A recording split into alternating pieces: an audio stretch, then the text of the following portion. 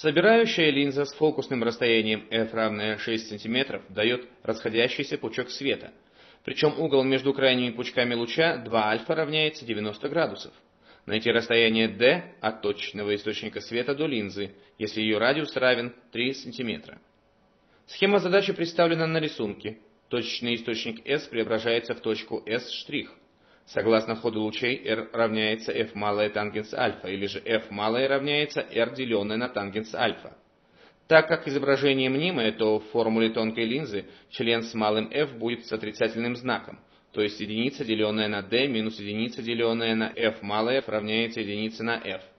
Подставляя значение f малого, получим единица, деленная на d, минус тангенс альфа, деленная на r, равняется единице на f. Или после преобразования получим единица, деленная на d, равняется f тангенс альфа плюс r, деленная на fr.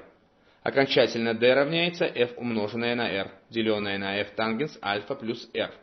Численное значение d после подстановки окажется равным 2 см.